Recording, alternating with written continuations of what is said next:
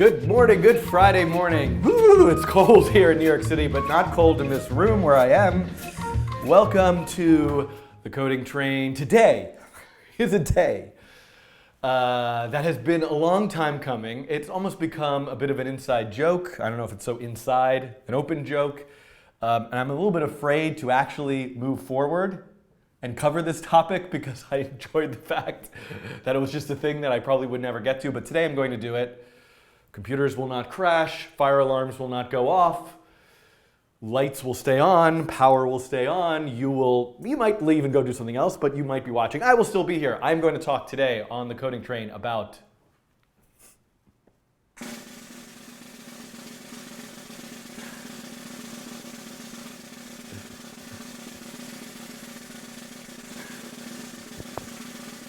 it's a really long snare drum sound effect.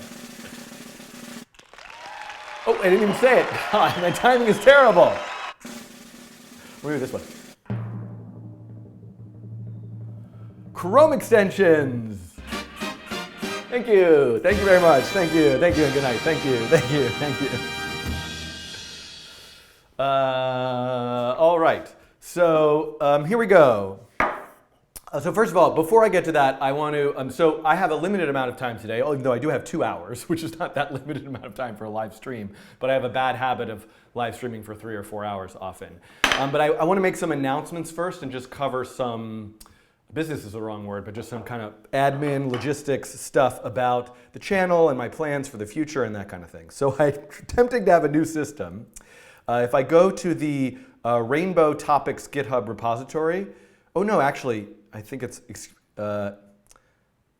it's the Rainbow Code. Hold on. Everything's like out of whack for me. Can this go up a little higher? Rainbow Code. If I go to the Rainbow Code GitHub repository, what I am now, first of all, I am now attempting to have a schedule. Unfortunately, the way things are working for me these days, I don't have a consistent exact time every week. The other thing that I'm discovering is that some people really prefer this time that I'm doing right now, especially international people who don't live in Eastern time on the East Coast of the United States. And some people really prefer the later in the day time because it's the evening. Anyway, so everybody has a different preference of time. So one thing that I'm going to attempt to do, I think, is some Fridays do this time and some Fridays do the later in the day time. And that actually is kind of what I need to do anyway with my own schedule. But you will see, I still have a few remnants of a little scratchy voice. Last week, I don't know if anybody remembers this, last year I really lost my voice. So I decided, let me be smart about this and take this easy when I had a bad cold last week. And I'm still a little sniffly. Okay, but so this is my plan. So if you ever go, this is a README file that I'm going to try to keep up to date with the schedule. So to be honest, it's going to change, it's going to shift. It's the only thing that's a true official indicator of the actual time I'm going to live stream is when I can always change it after this too, is when I tweet the time. But this, I'm going to try to keep this up to date, and when I realize I have to change it, I'm going to come right here and change it. So that's one thing that I am attempting to do. I'm also going to kind of keep track of the topics here. Now this only goes right now through December 20th. The other thing I would love, if anybody wants to help, I know this could be done automatically, and you're welcome to figure out how to do that, but I also want to have just a list of every single past live stream with a link to it, and maybe the topic as well, just as kind of like an archive, a historical archive of all of the live streams. So the other thing is, you won't see 2018 on this list yet, but I am planning something very exciting for 2019, and it is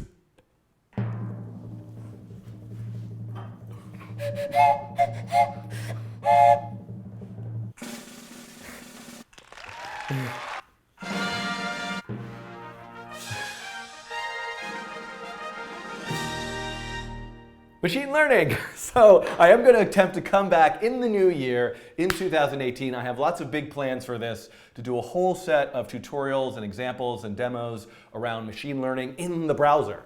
So I'll talk more about what I'm going to use and who I'm collaborating with and all that sort of stuff soon. But that's kind of the plan. And maybe I'll get to some of that even before January, but that at least is my time that I am targeting right now. So for all of those of you who've been asking, that's the plan. All right, so What are some other things that I can say? Are you interested? Let's see. Other important. Let's see. So there's some. Okay. So if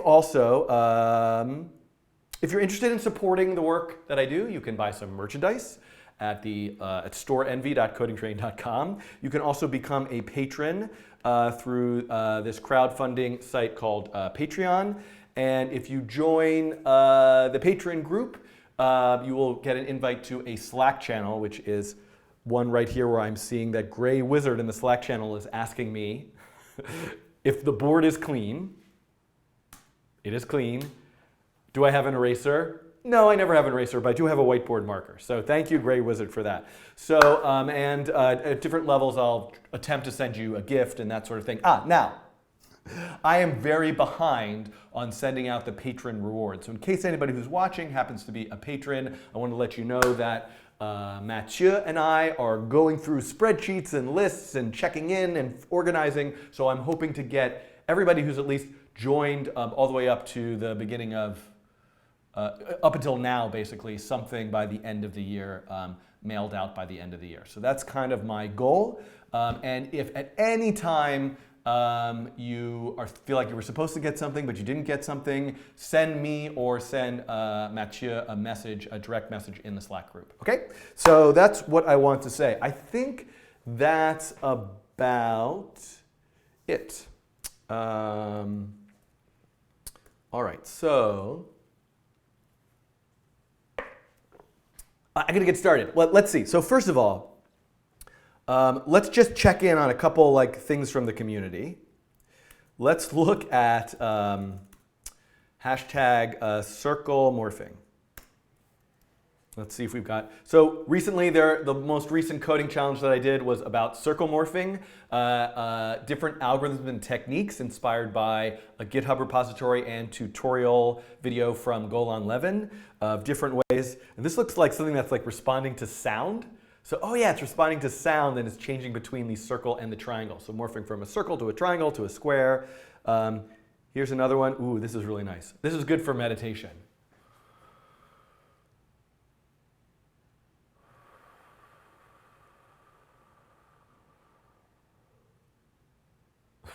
I forgot where I was for a second. Okay, let's look at some more. This is from Cobain A on Twitter.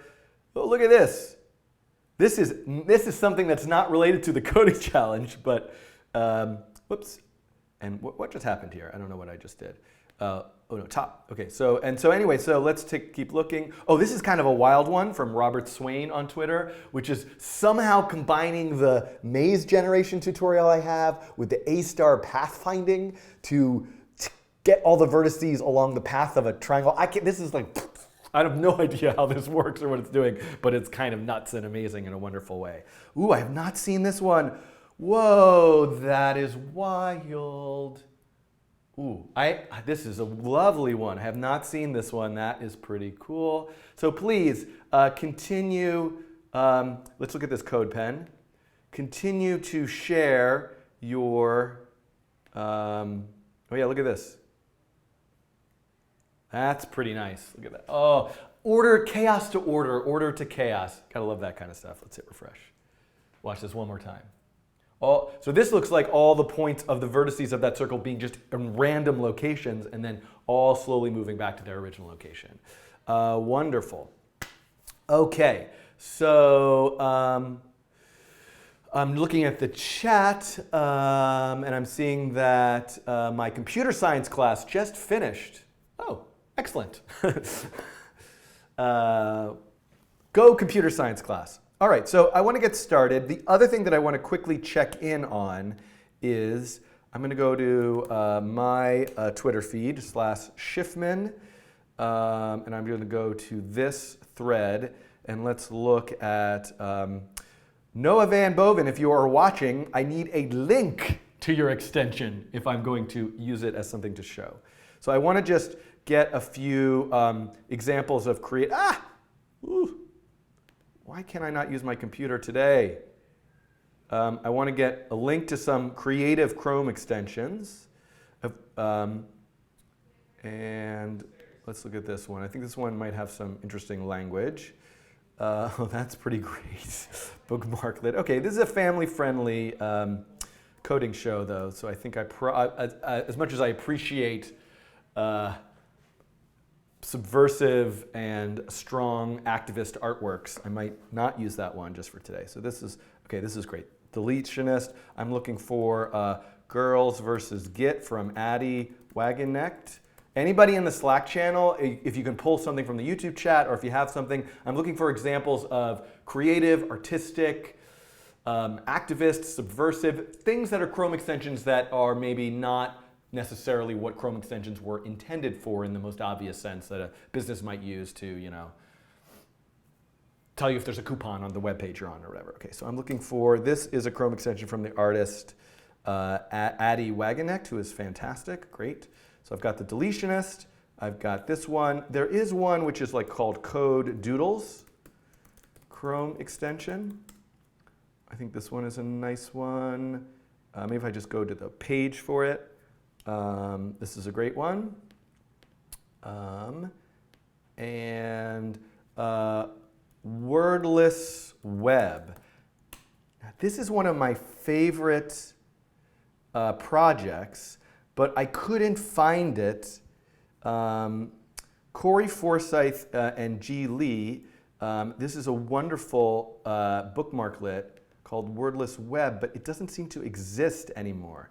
If anybody can find this for me, historically a version of the Wordless Web bookmarklet, if it's somewhere, I would love to demonstrate this one as well. Okay, so this is where I'm getting started. I've got the deletionist. I've got Code Doodles, I've got Girls versus Git, and I've got Wordless Web. And Noah Van Boven, if you're watching, I would love to see an extension that lets you draw on the current web page. That is exactly, that's one of the examples that I would like to make with P5.js. Okay, oh, Momentum, that's the one everybody loves. Everybody at ITP, all my students have this, Momentum Chrome extension. Let's get that one as well. Okay, I'm looking in the chat. I don't see any other suggestions. Okay, I'm going to make one that changes all of your images to kittens. That's what I think, that's what, or unicorns or something like that. All right, so I think I want to jump right into this. Is I know Simon will appreciate this. He's always timing me. I want to jump right into teaching and tutorials. It is 10:43 a.m. I've got till 12:30. So I want to see, I've got a lot of, let me open up my Chrome extension tutorial page. I've got a lot of examples and pieces that I want to make, but I won't have time to get to everything today. So this might be a two-parter. I'll have to come back and revisit stuff. Can somebody say on the Slack chat, I've posted a link on Twitter again. All right, excellent. Thank you, Noah. So let me go back to this thread. Here we go. Oh. Well, now I have the link to Momentum, Noah. I want the link to yours. Let me see. Maybe it's just in your Twitter. Oops. Here we go. Web Paint. Found it. Thank you. Oh, wonderful. Oh, look at this. This is amazing. Wonderful. This is perfect. Thank you. I'm going to feature this. So we'll install a couple of these.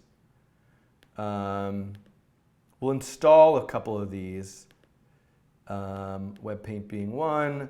Girls versus Git, I think I will just mention because it's not in the Chrome store. Actually, let me try to install this to see if it works still. So I'm going to do this before I start my opening video. And what I'm going to do, so I'm going to do some stuff that I'm going to actually cover in the tutorial, but I want to just have an opening video talking about why you might be interested in this topic of Chrome extensions. So I'm going to do some stuff here for a second that I will cover how to do in a little bit. Let's see if this works. So hold on.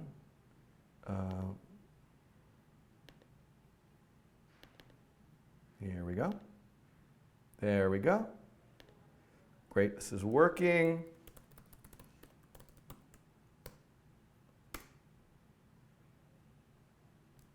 But it's not doing it. Let's see. So, oh. Girls versus Git is broken, probably. We might have to, hold on. Let's disable this one.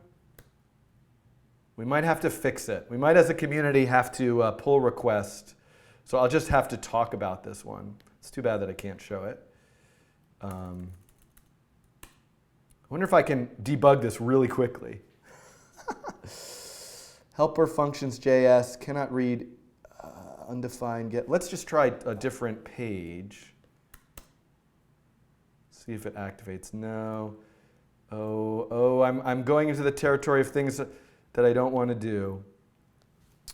So what it's supposed to do is it changes the color scheme, and it swaps out the avatars and that type of thing. I'm going to give myself a couple seconds. If anybody watching wants to investigate, who knows Chrome extensions already, wants to investigate, but I don't want to lose. I mean, it's more important that I get to the tutorial stuff, but I wanted to open by demonstrating some interesting projects made by other people. And Addie is one of my favorite artists.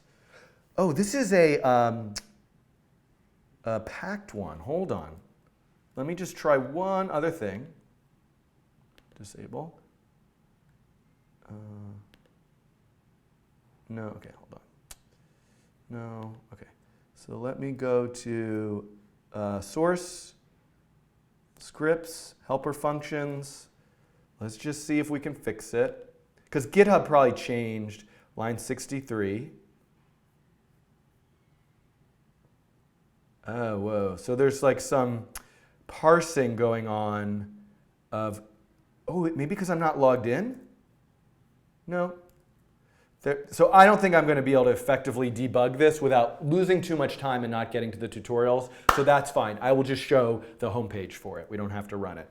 Yeah, but I am logged in. So, right, look at me, logged into GitHub right there.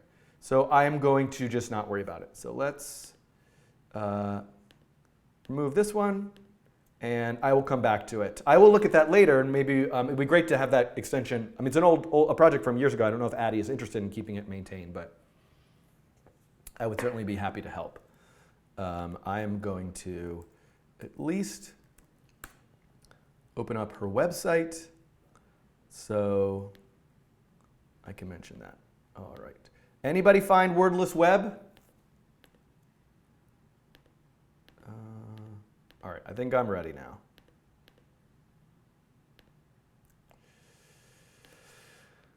Okay.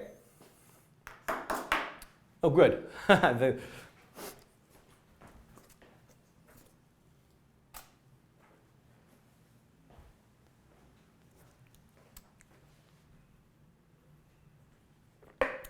$10.50. So I'm going to do a quick, in case anyone's following along, this is now part of the Programming from A to Z course. This is a course that I made a whole lot of videos for a year ago.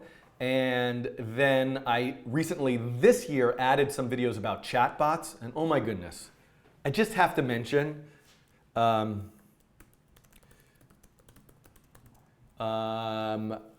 this is a wonderful project that just came out, which is by Nicole He and Nick Jonas. I think it's a different Nick Jonas than the one that you might be thinking of.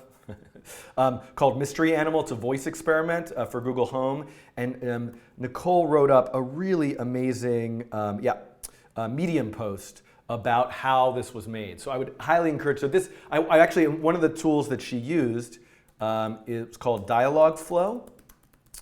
And so this is something that I really want to, I don't know if I'm in the right place, but this is something that I really want to take a look at some point if I can get back to that chatbot series, as well as there is also something that was recently open sourced by Google, a project by Kate Compton, the creator of Tracery and many other amazing things that I always love to talk about, called Bottery. And so if I look for Bottery, this is something I haven't had, it's a conversational agent prototyping platform that I have not had a chance to really look at, but I would love to do this in a future video. So stop procrastinating, let's get to the topic of today, but you guys can remind me about these things and I will get to them. All right. We are now ready for, what is this, session 12 maybe of Programming from A to Z? Is that possibly correct?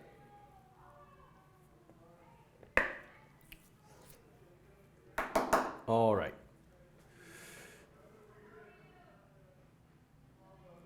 Wordless web, github.com/Bantic wordless web. Thank you.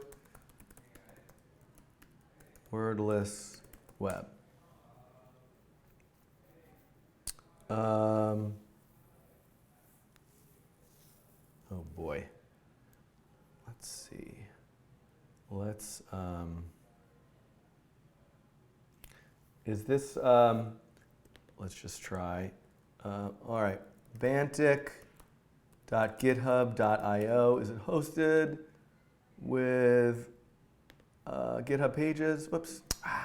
Bantic.github.io. Wordless web. No, come on, Bantic. I guess I could clone it and build it. All right, hold on. This might be as simple actually as, I don't think I have Jekyll installed, but could I at least just do this? It just doesn't have the styling, but that's fine. Nope.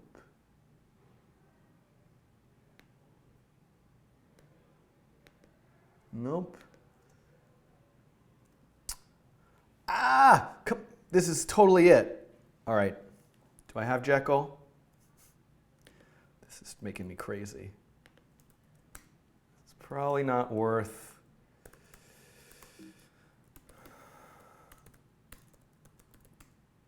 Oh, I do have Jekyll. Awesome.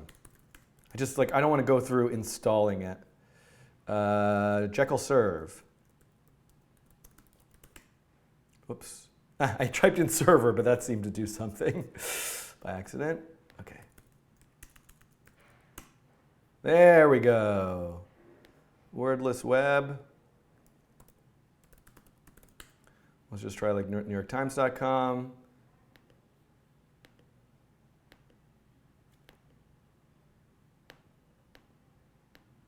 All right, doesn't seem to be working.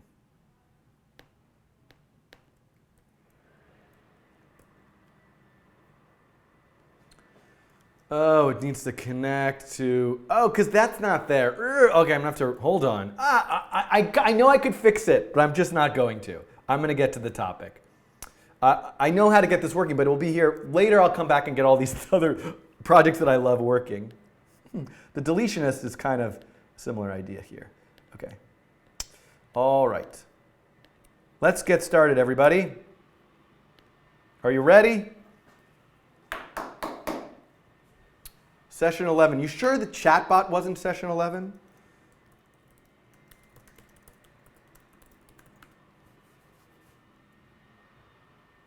Session 10, chatbots. You're right. Thank you, Simon. All right. Can you guys hear the vacuum cleaner?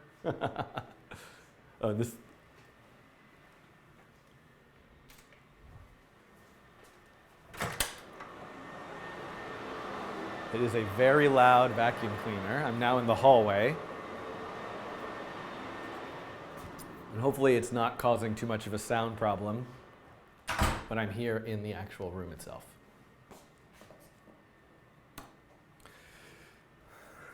Here we go. Oh, where's my bell?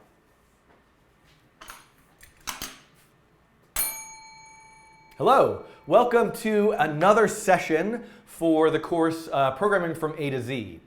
And, except if you're watching this video, it's called Programming with Text on YouTube because Programming from A to Z sounds like it's a beginner course, and this course is really for people who have already gone through my Foundations of JavaScript stuff and want to do more things with programming with text, generating text, analyzing text, and a lot of different things like that. So, What is this playlist going to be about? This playlist is about Chrome extensions and a word that I can't say, bookmarklets. I like to say bookmarklet. No, that doesn't make any sense. That's like the French for le bookmarklet. No, bookmarklets. It's very hard to say, bookmarklets. So why is this interesting? Why is this important? So all of my sessions in this particular course have all been about, I mean, this is not entirely true. If this is a web browser, the sessions have all been about programming kind of what happens inside here, inside the actual content of the page, by creating your own, I know, it's a vacuum cleaner because I live in the real world where the things happen, like vacuuming. But I'm going to just go on. Sometimes my mind lives in its own universe, though, which hopefully makes these videos somewhat watchable, but or not. Anyway, so this is what we've been focusing on. And maybe you make an HTML file and a JavaScript file, all sorts of things to make things happen in here. But I'm working with text. So you make a web page, it generates a poem, it makes a chatbot with the user, all these kinds of things that I've looked at. Analyzes text that a user typed in. But what if what you really want to do is affect the browsing experience as a whole? So what if what you want to do is say when the user is on the website GitHub, or when the user is on the website of a particular newspaper, their experience, that user's experience of browsing that web page changes. Now, this is typically done, and so a way to do this is with two different things.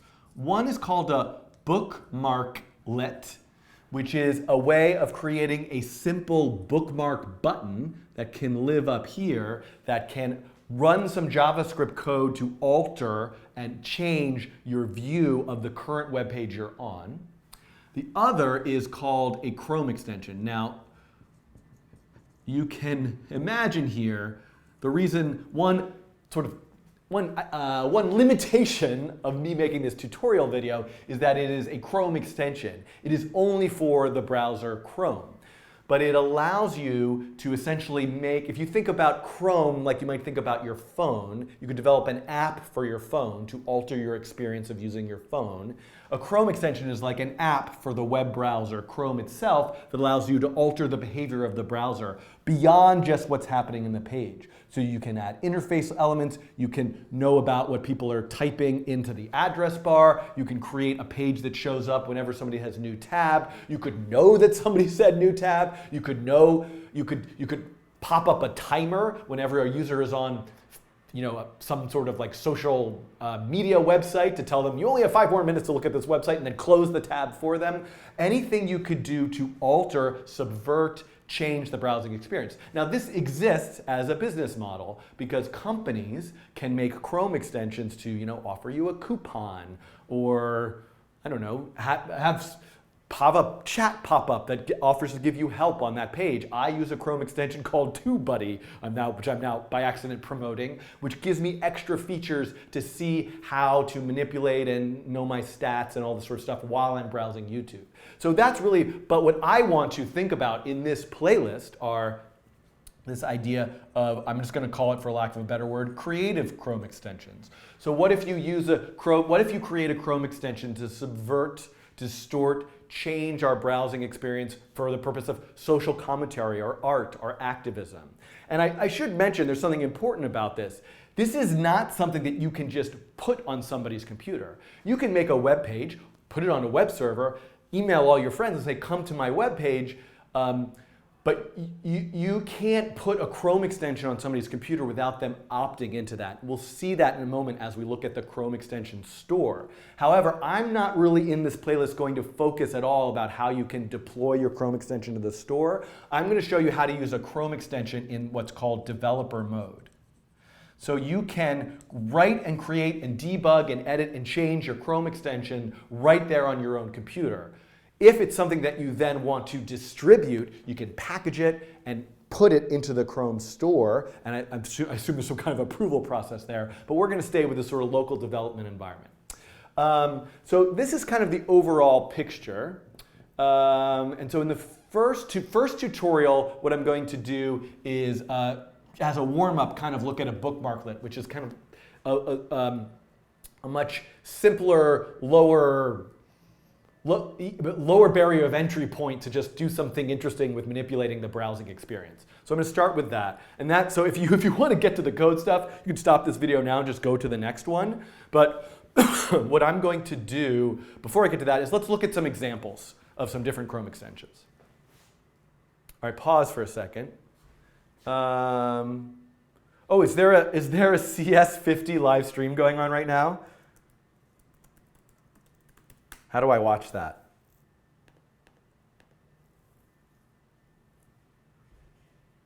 Oh, live now. And computers can surely do multiple things. And if I want to be able to visit a website on a server, it needs to know that I'm requesting a website and not my inbox or my email or not sending a... You guys can't hear this, can you? Servers, like web servers, mail servers, chat servers, video conferencing servers, and the like, tend to have... How many people are watching this? Address unique numbers associated with them. 80 for the web, or 443 for the encrypted web. Okay, sorry, I got distracted. Okay, we won't watch that anymore. A wordless web. Oh, Orion, it's... oh, that's awesome. Thank you. Can you, Orion 13, can you, in the Slack channel, I don't have Slack open on this computer, and I want to retype that. If you could... I'm trying to think if you could like tweet that to me, if you could just put it in a gist that I could get to, then I can get that to run here. Oh, I'm more popular. Well, first of all, if you want to watch something, I'm sure that CS50 is like actually very, very, very good. There's 648 people watching this right now. That makes me kind of freaked out. All right. So I'm going to wait for anyone in the Slack channel to perhaps get me that wordless web code so I could use it. But I will right now keep going. Okay. So I'm going to now pretend for Mathieu this is now editing magic. All right, so let's look at a couple examples of things that I'm thinking about. This is a bookmarklet called The Deletionist. Was sent to me on Twitter, and I believe it actually relates to something that I did a previous video about, erasure poetry, kind of, which is that, let's try it. So a bookmarklet is a thing that I can drag into the bookmark bar, and then in theory, when I press this button, ooh, it got rid of stuff. So let's go to github.com, and let me click the deletionist. Whoop, and it got rid of it. So this is actually very, very similar to one of my favorite bookmarklets called Wordless Web, which actually gets rid of everything on a web page that is text, which has some really surprising and interesting effects. Trying to think of one more website that's not going to make me feel so awkward and uncomfortable to go to demonstrate this idea. But anyway, I encourage you to play with the deletion alternative. So this is something, maybe we'll make a bookmarklet that replaces every image on the web page with like kitten images or something like that. We'll do that. Another Chrome extension that I wanted to show you is by one of my favorite artists, Addie Wagenknecht. Her website is placesI'veneverbeen.com. This is a Chrome extension that she created called Girls versus Git. I'll just read to you what it does. Every username on GitHub is replaced with a generic female username. Every gravatar is replaced with a gravatar of a woman or female typed image. Why there is a death of women contributing to open source software. This plugin is presented as a filter to challenge assumptions about gender roles in software and to rewire your brain. So you can see here, you can imagine, this is something you can do with a Chrome extension is it only activates when you're on certain web pages and changes your view of that web page. And so you can see this is on GitHub. I will include links to all of these Chrome extensions and bookmarklets in the video description. I'm going to come back to Wordless Web. This is a Chrome extension that was submitted by, I just want to make sure I have the right name, looking in the Slack channel here, I believe,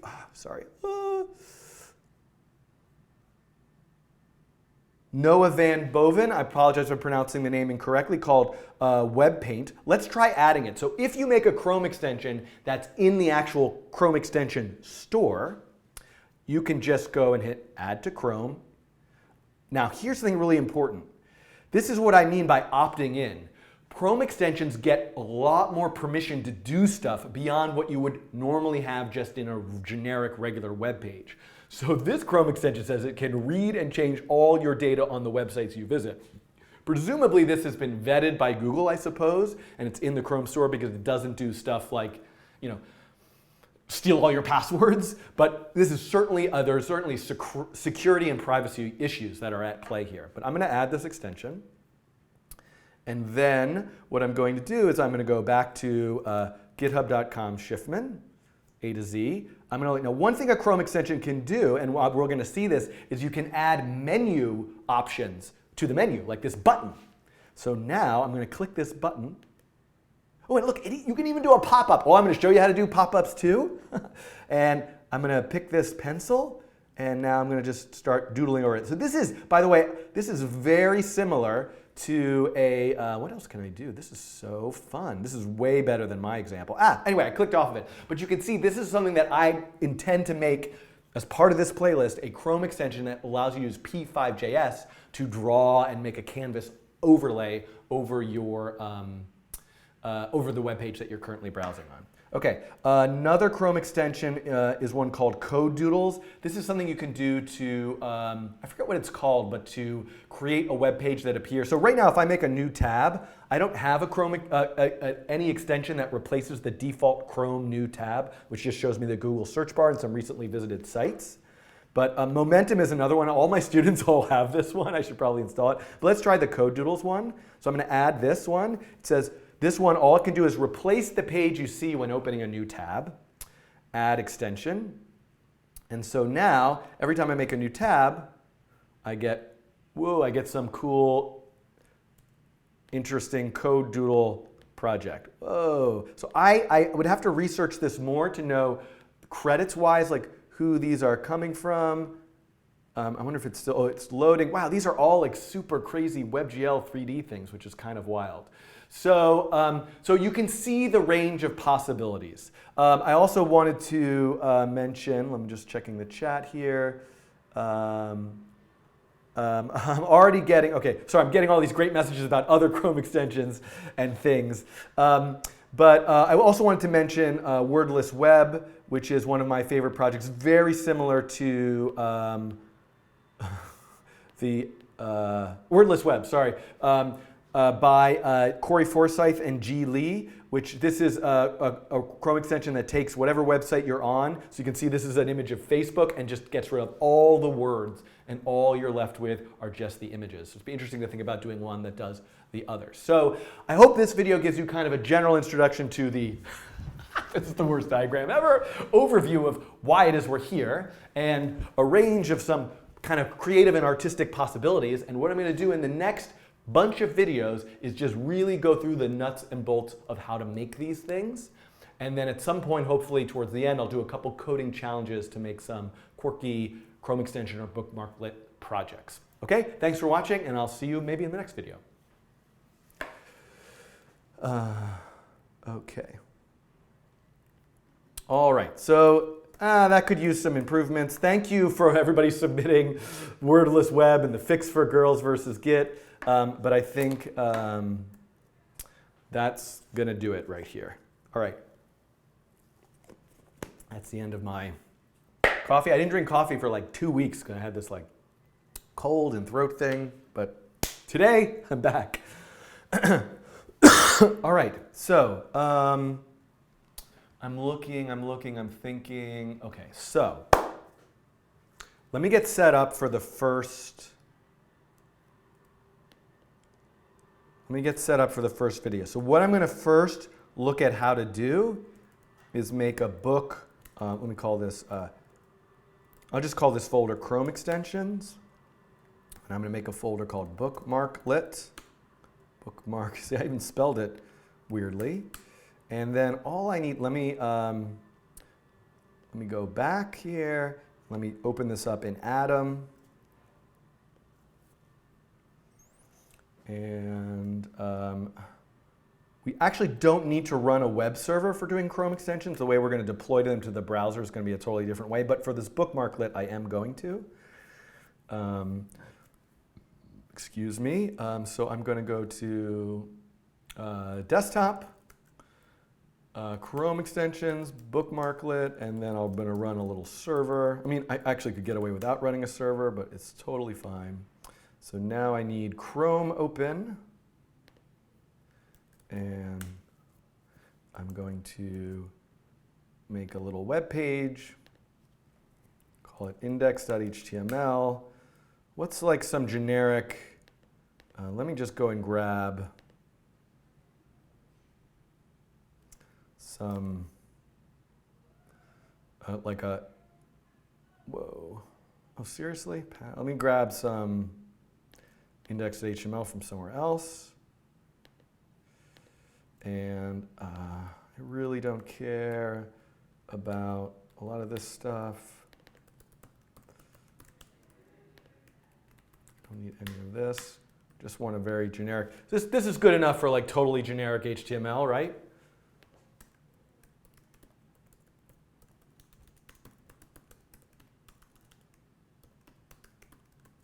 Okay.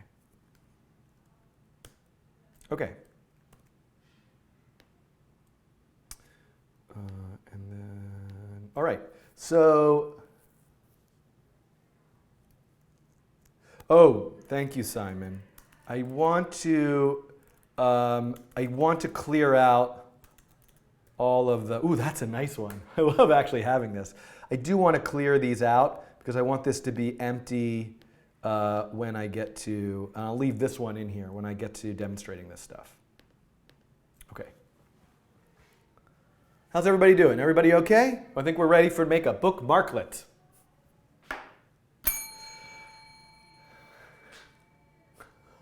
Hold on a sec. No, I'm not ready yet.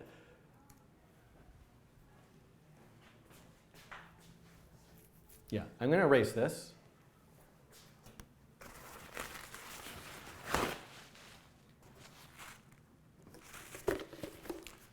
And we need to refill this with water. This we'll have to do for right now. Oh.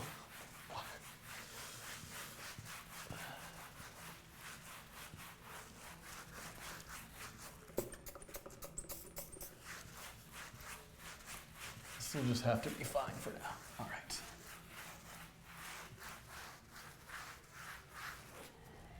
Okay.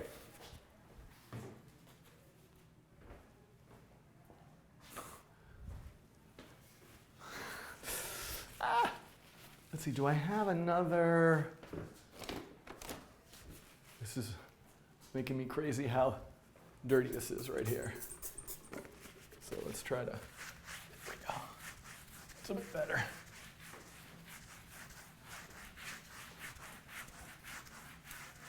Okay, here we go.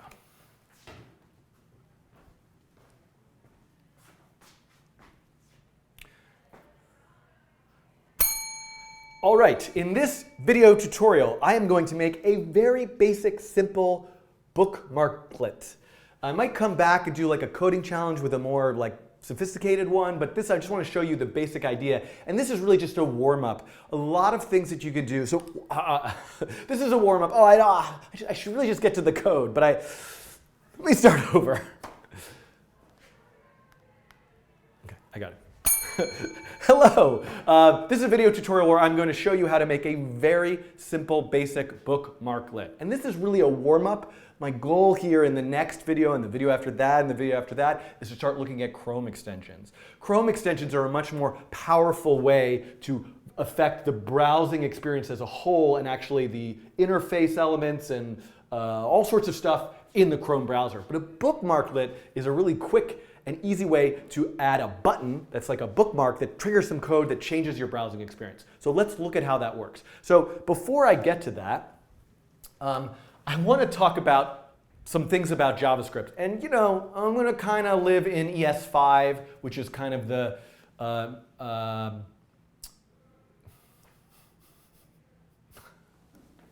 want to say that. I'm going to leave it ES5, which is, and not use some of the fancier, newer JavaScript syntax, just to sort of demonstrate the simplicity of the idea. But I'm sure that it will get people watching who will help suggest fancier ways to write the same code, and I look forward to including that in the materials, supplemental materials that'll be linked from this video's description. So if you've ever made a function in JavaScript, you might have done this. Function, hello, curly bracket, parentheses, parentheses, curly bracket, curly bracket. If I want to execute this function, I want to run that function, I would just say hello with the parentheses. That means execute this function. So now, you are probably aware, I'm looking for my eraser, here it is. You are probably aware that in JavaScript, functions can be anonymous, meaning they don't have to have a name, and it can just look like this. But then, how do you execute the function? So typically you might write an anonymous function because you're passing it in somewhere as a callback, and somewhere else it's going to get a reference to it and call it somewhere. But in the case of a bookmarklet, what a bookmarklet actually is, it's a JavaScript function that when you press the button, it runs.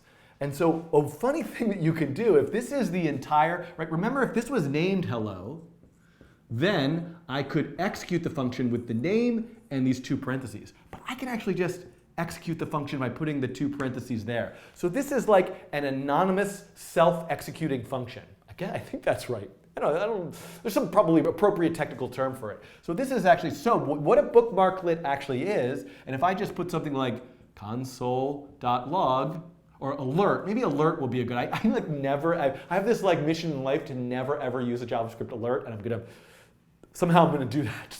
But I'm going to break that mission. That's it. Right now. So I could say alert, hello. So if this were the code for my bookmarklet, whenever the user presses the button or goes to that quote unquote bookmark, this code is going to execute. So this begs the question, this is a very simple idea, and now it's up to you, like, well, what do you put in here? You can this is where you can start parsing and looking at what's on the web page and changing it in real time with JavaScript, but the question is, where does this code go? So now let's look at that. All right, so you might be aware that if you go to a URL, and this you don't really see, that Chrome, by the way, is hiding the fact that this is http://. So I could go to a URL by saying HTTP, I'm saying I want to make a hypertext transfer protocol GET request to this URL. But I can also, in the browser, look at things that are like files on the computer. So I can open up index.html, and you can see, oh look, now I'm going to the file : but I can actually, there's actually like a data path where I can do base 64 encoded images. There's all sorts of different kinds of paths that the address bar will accept. One of them happens to be JavaScript. Dare I try to do this? Function, oh shoot.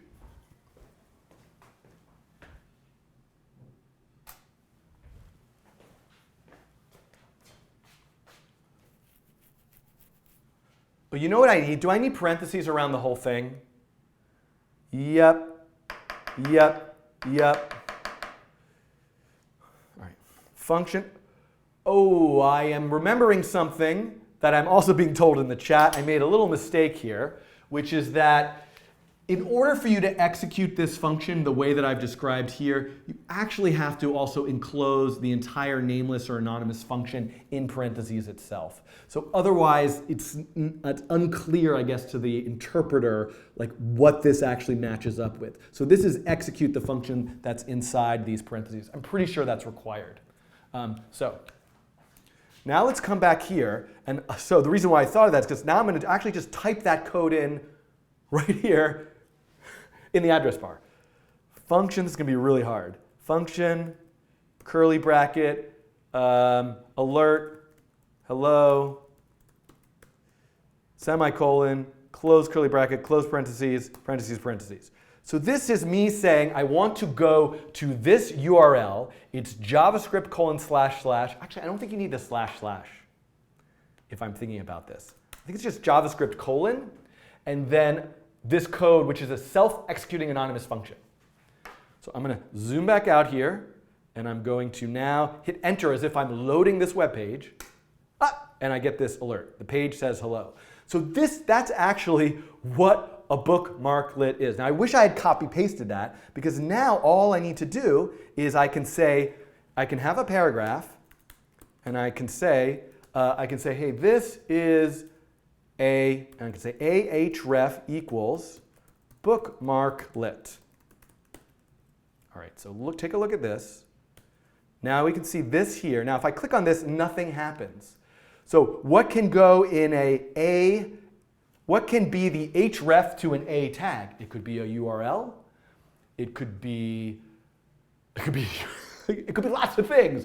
One of the things it can be is actual JavaScript code. So for example, that same thing that I typed, JavaScript function, I need to put a parentheses around the function, parentheses, curly bracket, alert, hello, close, quote, close, parentheses, close, curly bracket, close parentheses, execute. So now let's try refreshing this page, and now whenever I click on that, it runs that JavaScript code. Now guess what? If I wanted to bookmark a URL, the whole thing, like here I have a bookmark up here to the Rainbow Topics GitHub repository. If I click edit, all this is a name for this particular URL. A bookmarklet is just a named set of JavaScript code. So I can now say, I could create it, but I can actually just drag this up here. And you can see, look at that. Now I have this here, and every time I click on it, I get that alert. Click, alert. Click, alert. And if I go edit, we can see this is just this. Now it's URL encoded. It did that for me because a quote is not a valid character in a URL. So this has been URL encoded, meaning %27. You also see like %20. That means space. %27 apparently means single quote, I think. So you can see, you can write it this way. Now, so in a way we're done. Yay, we made a bookmarklet, but we haven't really done anything yet. Like, here's the thing, is this really sustainable? Is this the thing, like, oh my goodness, how am I going to, what if I want to do something really elaborate? I want to look at all the content on that web page, and I want to find all the paragraph elements, and I want to look anytime the word puppy is in there, I want to change the word puppy to kitten. So it's a bookmarklet that changes puppies to kittens, or swap images out, or change the background color of every web page to a random color. All these things are possible, but working with kind of trying to write the code in here is going to be so incredibly awkward. Like, how am I going to really develop? Because I can't really have line breaks or spaces very easily here. So there is a strategy that is used quite often. I'm going to pause for a second. I'm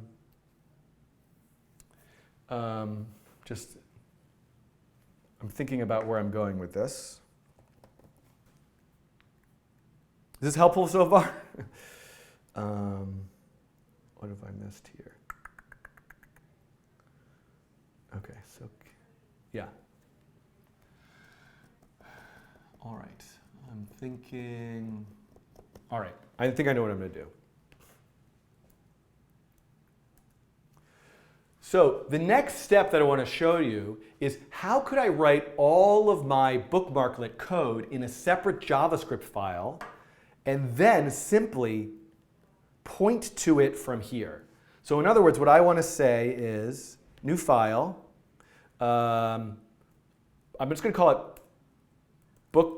bookmarklet.js. And then what I want to do is I want to be able to write the bookmarklet in a way that's much easier for me to follow and debug.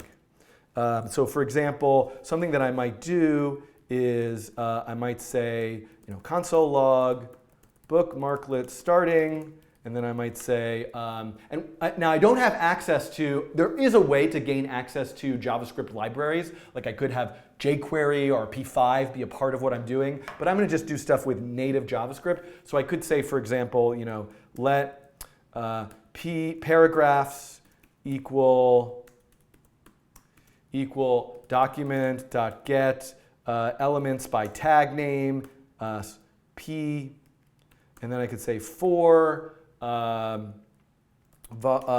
let I equal 0, I is less than paragraphs dot length, I plus plus, and I could say paragraphs index I dot inner HTML equals, so this is me like kind of doing a little version of the deletionist or wordless web. Like let me find all the paragraphs on the page and just set their inner HTML to nothing. Or I could say set their inner HTML to kitten. So this now, if I wanted to, I could put all of this into that JavaScript URL, and I could like remove all I could remove all the white space and probably make it work. But what I could do that's a little bit easier is, and I'm gonna just type this out on in this text document for a second. Down here is I could actually say, all right, so this is kind of the, right, I could write this anonymous function. And then what I can do is one of the things you can do in JavaScript is add elements to the web page. And so the element that I want to add is a script. So I'm going to say let script equal document dot create element script. And then what I want to do is, I want to change the source. Script.source equal to bookmarklet.js. So I want the source to point to this other JavaScript file. And then I want to say document.body.append child script. So in other words, this is kind of some boilerplate code that can basically say this just point to a different JavaScript file that's going to have all this other stuff in it, tons and tons of code, and then just load that and execute that code whenever the bookmarklet is triggered. So this is actually what I want. Did I get this right? Hopefully I got this right. This is what I want to go in here. And this is going to be a little tricky to make happen. Actually, what I'm going to do this here, is now what I'm going to do is I'm going to just put this all on one line. There might be a way for it to account for line breaks and stuff. So I'm going to take this now, and I'm going to put it in here. Let's see. Is this really going to work? I didn't close the paragraph tag. So let's see what happens here. So I am now going to refresh this page. I'm going to delete this one up here. I don't know if you can see that. I am going to, I'm just going to like click this. OK, error 404, file not found. So I think there's a little bit of an issue here, which is that, and I'm going to get to this, you actually need to host your JavaScript files somewhere. And I have one that I already made and hosted somewhere. Let's see if I can get the one that so this won't really work in a sustainable way. But what I can do, I wonder if it doesn't like the white space either. But I think more likely, right, what I need to do is just say this. Because what I want to do, let's just make sure this is the right URL for that JavaScript code. It is. There's that JavaScript code at that URL. So that should allow it to point to the actual URL where that JavaScript code is hosted. Now what I'm going to do is click this. Oh, you know what happened? Oh, OK. All right.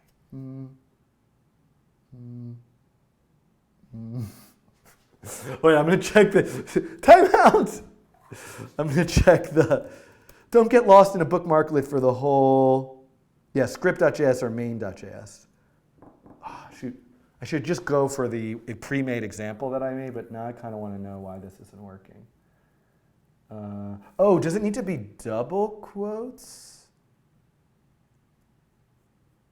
I mean, it can't be that it needs, no,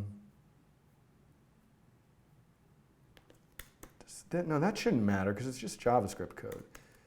Is it possible that the white space is kind of like, no, it needs the white space.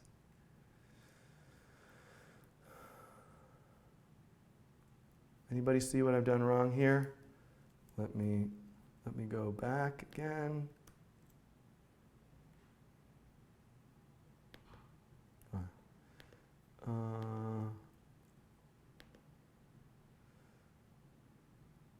Oh yeah. Oh, wait a sec. Yeah, look at that. Oh, I know what's wrong. Oops. I made a really silly error. I completely forgot that I need to have this say JavaScript at the beginning. Just miscellaneous JavaScript code in that URL is not going to do any good. So this has to say JavaScript. Sorry about that. Okay. Woo. So let's try this one more time. I'm going to put this up here. I'm going to click this. Well, I didn't get an error. Uncaught, unexpected end of input. So where is this error? Now, I probably, this is hard. Debugging is hard, especially with a bookmarklet. Where did this error come from? It could have come either in this code here or in this code here. So here's the thing. Let's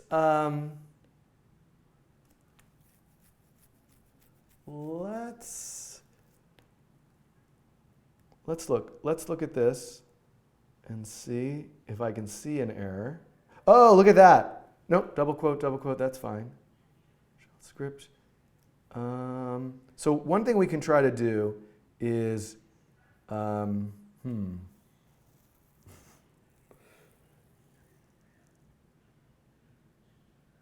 Yeah, I forgot the JavaScript colon. You guys are behind me. Now I have something else. Why won't it give me unexpected end of input? I have an idea. Let's try commenting out this. So syntax error can't be there. And maybe I can go, can I change it to no? Oh, that's an error. Oh, it doesn't like that white space there. Look at that. So by the way, I was able to look at this to get some error here. So that white space, we need to get rid of some unnecessary white space, I think. So let me see here. Boy, this is rough. See, this is the thing. When you do a Chrome extension, you won't have all these problems. So let me try doing this. Let's see if there's any other unnecessary white space. Oh, right, let's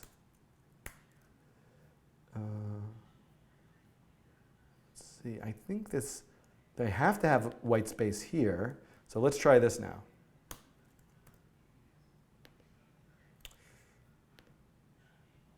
Oh no, something else is wrong.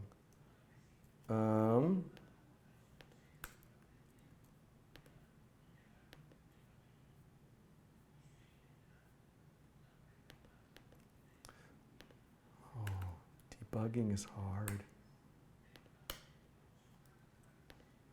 So what's wrong here? Document.createElement script. Script.source equals this. Maybe it wants double quotes everywhere. Wasn't I using single quotes? Let's try that. Oh yeah. Look at this, syntax highlighting wise, something is going on that's weird. Let's try this.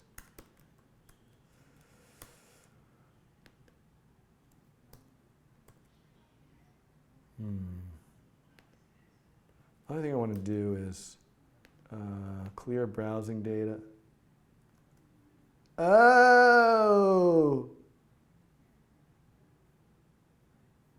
Oh no. No, can I? Oh. These quotes should be, they all have to be single quotes, right? Because they're within the double quotes. How did I do it? Yeah, that's definitely the problem. There we go. Not getting the error anymore. And this, okay. Hi, I'm back. I don't know when that edit point happened, but I got stuck for a while because so this is extra tricky and it won't be as much of an issue in a Chrome extension, but because all this JavaScript code is within double quotes as part of the URL path for the href element, I've got to make sure I use single quotes internally inside. Otherwise, it's going to get completely confused. Maybe I could escape the quotes, but it wasn't working. So let's now, while I was debugging, I kind of commented stuff out. So I'm putting everything back. And I'm going to now refresh this page. And I'm going to click on the bookmarklet. And, oh, kitten! I did it! It said kitten, yay. So let's delete this. And I'm going to refresh this page. Why is this computer so unbelievably slow?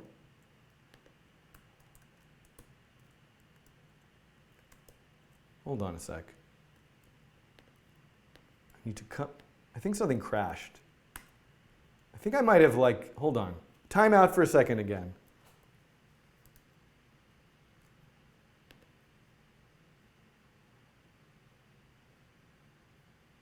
Yeah, there's something crazy about this, right? Oh yeah, I don't know, okay. I don't know why it didn't work a second ago. All right, so let's try it now. I'm gonna click on this bookmarklet, and it made a kitten, and we see the console log. Perfect. So what I could do is I can now drag this up to here. I could go to my tutorial page. I'm now on my tutorial page. I'm gonna scroll to the middle somewhere where there's a bunch of paragraphs. I'm gonna click the bookmarklet and all the paragraphs now say kitten. Yes, so this is the basic idea of making a bookmarklet. What you need to do, and it's obviously a little trickier than I thought, and you can see actually I should just copy pasted the code from my tutorial, but here it is right here. I can just, I basically, all I need to do is have this boilerplate code that points to a JavaScript program that's hosted somewhere. And then what it does is that JavaScript program does something, parses the web page, changes some stuff. Anything is possible there. Now, there's a couple things I want to mention about this. Browsers love to cache your stuff. So if I don't know if this is gonna happen, but let's see if we can make this happen. If I change this now to say puppy, right, and I go back and refresh this page and click the bookmarklet, it does say puppy, so it worked. But I've definitely been in the situation where I changed the code and the bookmarklet didn't actually update when I executed it. So a way that you can get around this, I actually have it here in this tutorial, so I'll just come is to add a kind of arbitrary URL argument, which is like the current date and time, which it'll make the URL appear different to the page that's loading the JavaScript code, and it will force it to reload. So I'm going to leave that out of adding that in, but you can, when I publish the code for this example, I'll include that as part of the code. Now, what I've shown you so far, it doesn't really do you any good. At least what I'm going to do is I'm going to show you, this is actually a piece of JavaScript code that's basically the same thing, that just takes all the paragraphs and changes their background color to some purple. So the way that you really want to do this is you want to host your JavaScript code somewhere permanent, and then what you want is for the bookmarklet to reference, referencing localhost is no good, it's going to work on my computer, but you want to reference a URL that's actually out there somewhere in the cloud. The nice thing about this is as people use your bookmarklet, I mean, there is a sort of security question here. You can change your bookmarklet's code and they don't have to reinstall it because the actual code that they have in the bookmarklet is just pointing to another JavaScript file, and that JavaScript file can be updated. Okay, so maybe I'll come back and do a coding challenge, so send me your creative bookmarklets that change images to kittens or puppies or rainbows or unicorns or whatever, and all sorts of, more creative ideas than what I can think of right now. But I'm going to now move into Chrome extensions. I'm going to start by making a Chrome extension extension that does exactly the same thing, but with this kind of code that alters your view of a web page in a Chrome extension, there's going to be a lot more possibilities of what you can do beyond that. Okay? So thanks for watching this Bookmarklet tutorial, and I'll see you in the next one.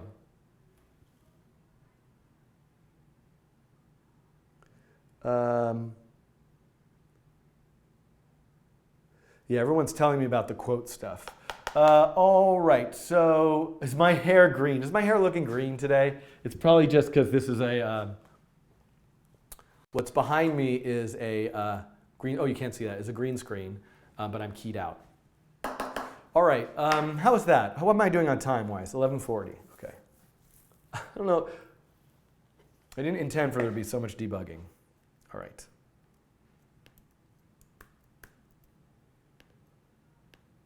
So I'm going to now make a Chrome extension. Whoops. Call it basics.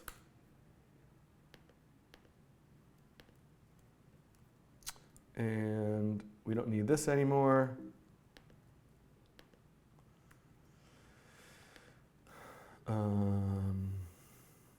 Okay.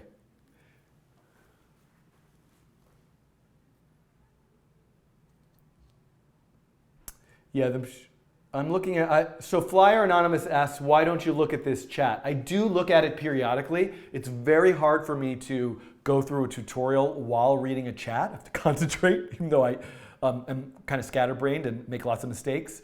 And also, yeah, you solved all the, there's generally like, I appreciate how helpful that you had all the problems, but often it scrolls really fast and I can't read it, and sometimes things that people post in the chat are not the correct answer and are trolling me. I've had that experience, which gets me off on another. So I try to stay glued to the Slack chat, which is part of the patron group, to try to see. But yes, I thank you. I will try to do a better job of keeping an eye on the chat. I aspire to be reading the chat while it's going. But I also, part of people's learning, I hope, maybe while watching the videos, is seeing my own debugging process, as painful as that can be to watch. All right, so I want to keep moving on here. Oh, WebGL stuff. Yes, I want to get to that. Is that on the schedule? If it's not, somebody remind me, because there's a lot of great new WebGL stuff in P5 that I can cover. Okay, let's see here.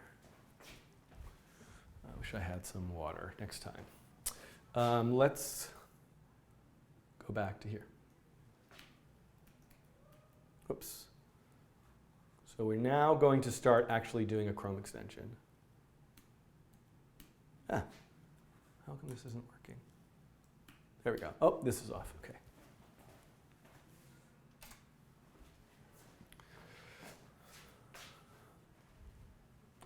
All right, so now what I want to do, besides having you watch me erase this, is I want to talk about Chrome extensions.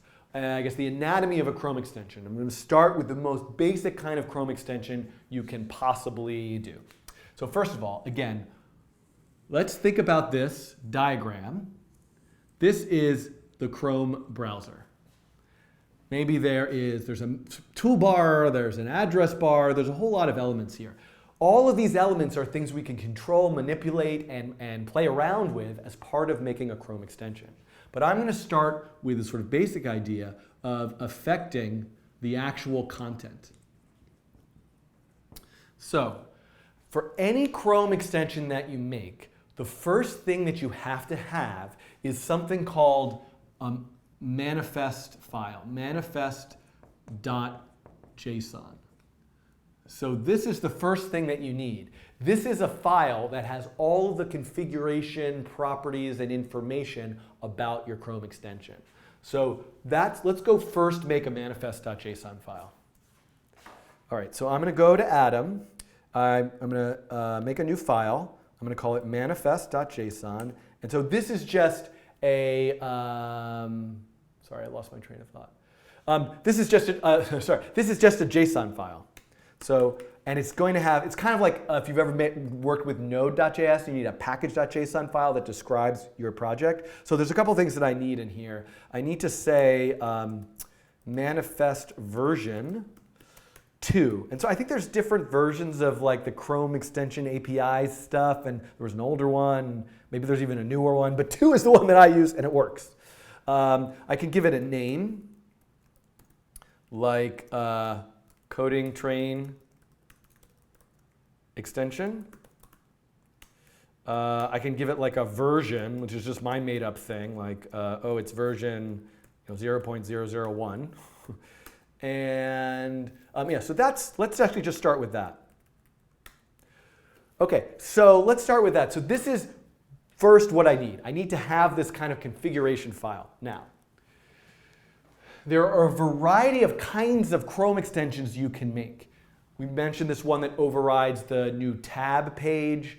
There's ones that add buttons to the interface. There's browser actions, pages, all sorts of things. I'm going to get to all that stuff.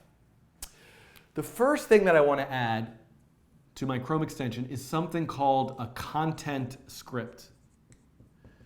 And if you watched my previous Bookmarklet video, the content script is basically exactly the same thing that I did in the Bookmarklet.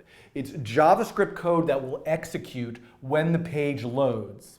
And you can, after the whole page is loaded and finished, manipulate and draw and do things and alter the behavior and content of the web page you're currently on. This is a very powerful thing. For example, let's say you want to make a Chrome extension that for anybody browsing the New York Times, it swaps out anytime the word computer appears with the word flower. So if you wanted to do this project without a Chrome extension, how would you do it? Oh, maybe you'd have to create a whole fake website that kind of looks like the New York Times, or you would load it, and then you would copy. You'd sort of jump through all these hoops to try to create that illusion. The Chrome extension is a program, at least a content script, is a program that executes, that runs for any given web page that the browser is currently on. And you can say a lot of stuff, like only for these URLs, only for this, you can know which tab you're on. There's lots of possibilities there. So this is the first thing that I want to add. And a content script can have a bunch of things associated with it, but I'm going to associate with it just one thing, which is a JavaScript file, content.js. So before we can start writing that JavaScript code, we need to tell the manifest.json file about this content script. So let's add that. So I think I say, I might be getting some of this stuff wrong. I think I say content scripts, because there can be more than one. And then that's an array. And then I think I say, do I say JavaScript? Wait, it's an array of objects. And I think I say JS. And then I could say like content.js. So for example, here is, this Chrome extension now has a content script called, that is, where all the code for this content script is in this JavaScript file. Well, I have to make that JavaScript file now, content.js. And all I'm going to do is put console.log, Chrome extension ready to go. Whoa, what did I just? Chrome extension go. Okay, so I'm just going to put a console log in the content script. Now, I am missing a kind of key component here, which is that by definition, a Chrome extension runs based on, turn the camera back on.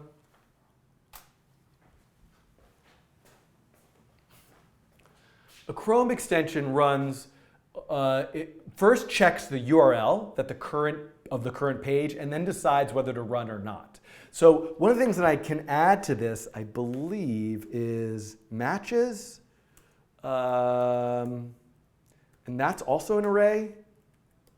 And then, so I could put things in here like, anytime I'm on the New York Times, and you can, I don't know if you can use a full regular expression in here, but you can definitely use wildcards. But I'm just going to do, I think it's all URLs. So this is, this should be what you put in if you want your Chrome extension to run on all URLs. So we are, by the way, we're done. We've actually made our first Chrome extension. The only thing we need is the manifest.json file that describes the Chrome extension, and we need the content.js file, which is we actually don't need that, but if I want to just do the basic one that is a content script, that's what we need. So let's see. Now, here's the question, like, oh my goodness, how do we get this to run? Do I run a local server? Do I open up the JSON file in the browser? No. So this is an interesting thing. It's actually quite simple to do. But what I want to do is go to Chrome. Oh yeah, so by the way, so I can go to HTTP to look at URLs. I can look at things on the file path.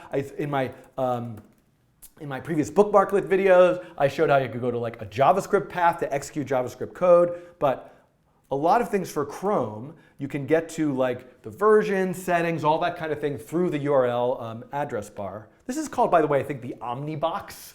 I think, because there's actually, one of the things you can do with the Chrome extension is you can start to provide suggestions and make things happen based on what people type in the Omnibox. But I'm just going to go to extensions. Oh, shoot. Hold on. Mathieu, this is going to be a little edit point because I don't want that to be clicked. Shoot. Darn, I'm not going to have it's not going to match. I'm not going to have the right zoom, but whatever. I'm going to go to Chrome extensions, and you can see here. So here's my Chrome extensions page. I only have one Chrome extension installed, JSON formatter. I can enable it or disable it. One thing you can see here is permissions. So all Chrome extensions have permission to do certain things. This one is allowed to read and change all the data on all the websites of all you visit. That sounds very, very scary, but ultimately, you should be. I might have to take a break, by the way, in a second to go get some water. The one day that I forgot to get water is the day that I still have this like sore throat. So let me keep going here.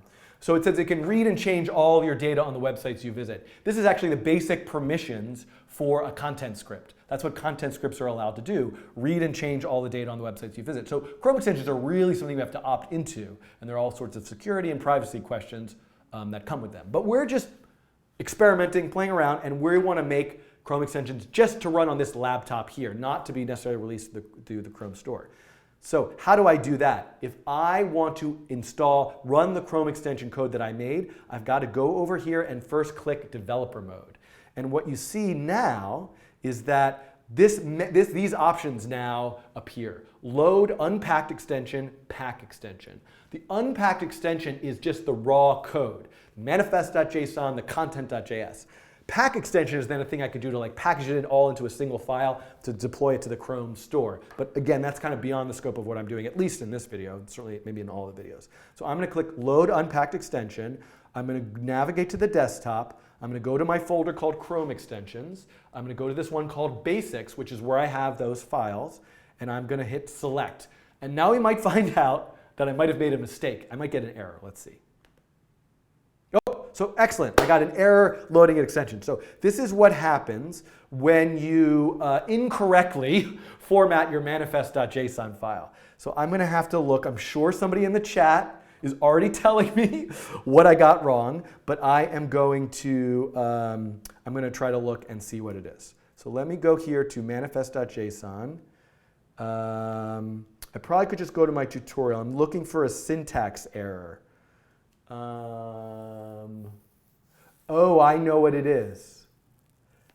The JavaScript files associated with a particular content script can be more than one JavaScript file. In fact, you can actually put, like if I wanted to use jQuery as part of my content script, I could actually put other library files, or P5 library files in this. So that needs to be an array. And actually, I should have had a clue to that, because what it's saying here, content scripts index 0 is invalid. So this has to be an array. So let me hit save, and then I should be able to hit retry. Boom, we're great. So we see coding train extension, version 0.1. Didn't I say it was version 0.01? Shouldn't that be, it's version 2.0. Yeah, okay, so for whatever reason, it probably doesn't let you do anything less than one decimal place. Version 1, I can check permissions, which is that, yes, it can read, it is a content script, so it can read and change all of your data on the websites you visit. And it's running. I could allow it to run in incognito or not, etc. So it's enabled. So here we go. Now, I'm going to open up my console, and I'm going to go to any web page like my tutorial, and I'm going to hit refresh. Chrome extension go. So you can see that Chrome extension is going no matter what website I go to. I go to google.com, Chrome extension go.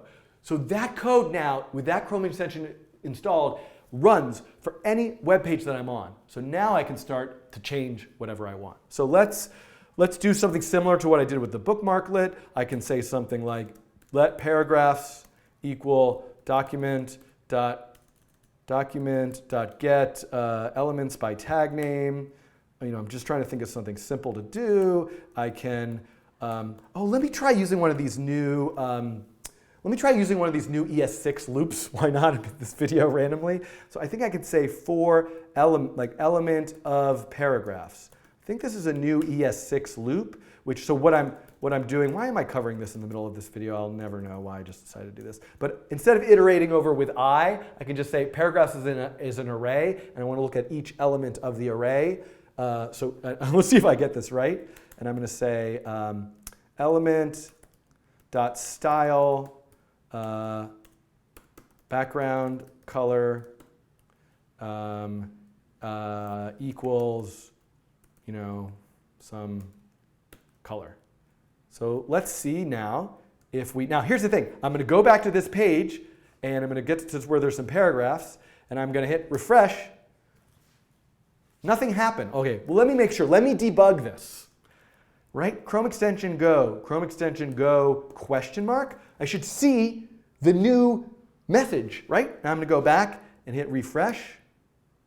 There's no question mark there. Still just says Chrome extension go. So here's one of the things it's really hard to remember, but you have to remember. When you change the code, you've got to go back here and click reload. You've got to ask the Chrome extensions page to reload the source code from that unpacked extension from that folder. So I'm going to hit reload, and then I'm going to, I'm going to go back to here, and I'm going to do this. And we can see, there it does. This Chrome extension, no matter what page I'm on, I don't know, I'll go to the IMA website for ITP, right? You can see it's made all the paragraphs pink on this page. So this is pretty much, this is done, at least this first video. What I wanted to show you is what are the pieces of a Chrome extension? Well, one thing you can do with a Chrome extension is alter the content of the web page or alter the behavior, write JavaScript code. Now, it's really important to realize, something that I didn't mention explicitly, which I think is important to realize, is if you look at the code, there's no, like in P5, you have to put stuff in function setup, or in, maybe there's like window.onload, or in jQuery there's some kind of like ready with a $sign or something crazy like that. Typically, you want to execute your JavaScript code after the web page has loaded, so you need an event. The web page is loaded, execute this code. By definition, the content script does not run until the page is already loaded. So anything you put in here will run after the page is loaded, and if you only want this to run, for example, if I'm on, let's match, can I do like star, shiftmin, star? Let's try this. I'm going to match any URL that has shiftmin in it. So I'm going to have to, let's reload the extension. Oh, it didn't like that. Missing scheme separator. How do I do the matching? No, okay, so hold on.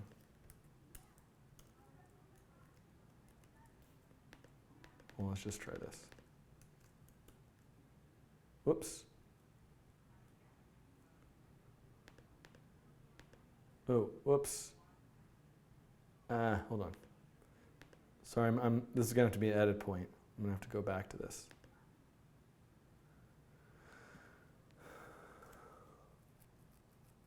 What's wrong about my, does it have to be inside of like, no matter what, it has to be like inside of this? I don't know. Well, let me look at the chat. See, now chat, where are you saving me here?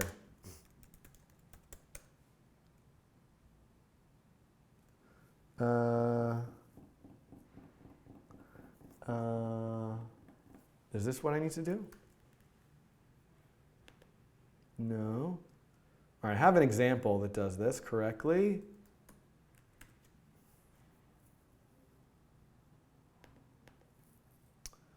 Oops. All these examples, basics, page. Oops. Huh, this looks like, what did I do wrong here?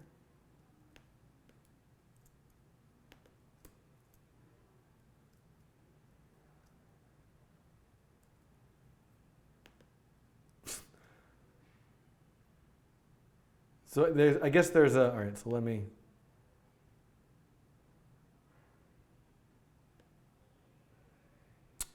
Okay. Thank you, Miyam Sumi. So let me come back.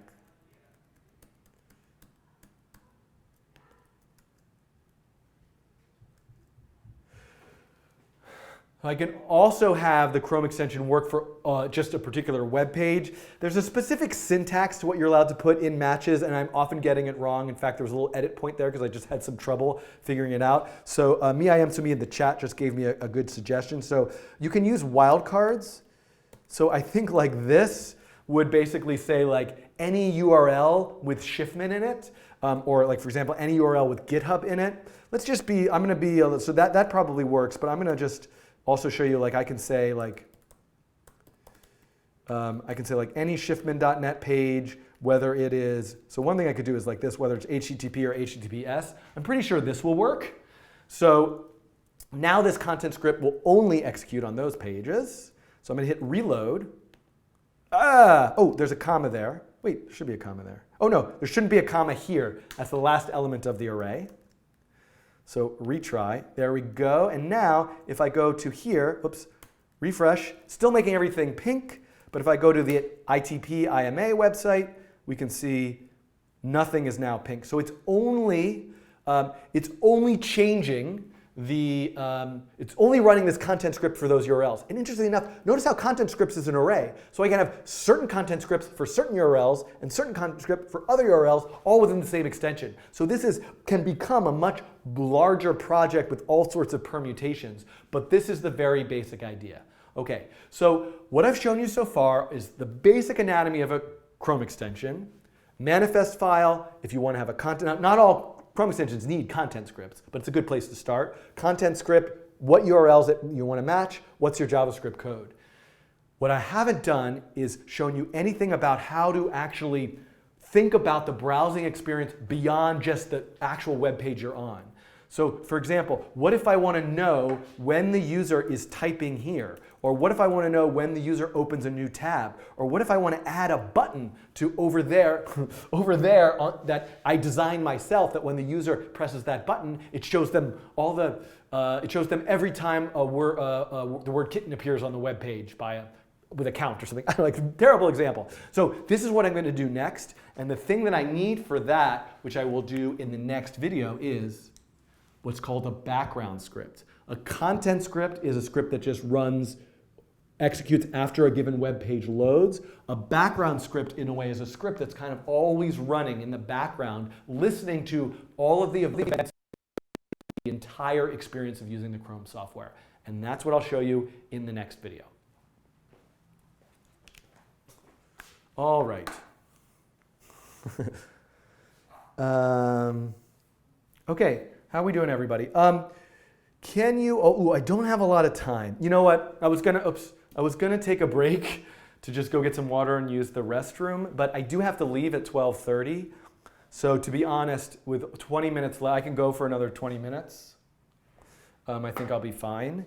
And I want to do, there was a short sound glitch. So hold on, time out. Did anybody hear that?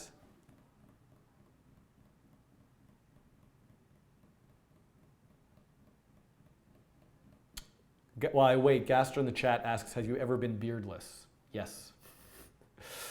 I don't know. Many a time.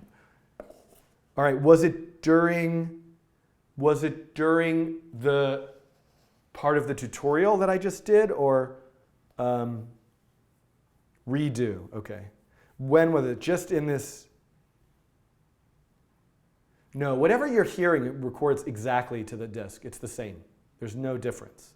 So it was when I was over here talking about the background script. Oh, I'm not over there now. It was on my ending. No whiteboard time. Okay. All right, so let me try that one more time. I don't remember what I started with. Background script. Okay.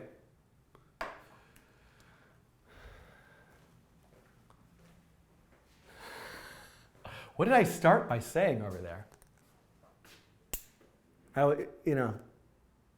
If it wasn't so bad, I don't really care so much, but I'll just restate what I said before. Okay, so all I've shown you so far is that in a content script, with a Chrome extension with a content script, you can manipulate the behavior and content of the web page that you are currently browsing, or the user is currently browsing.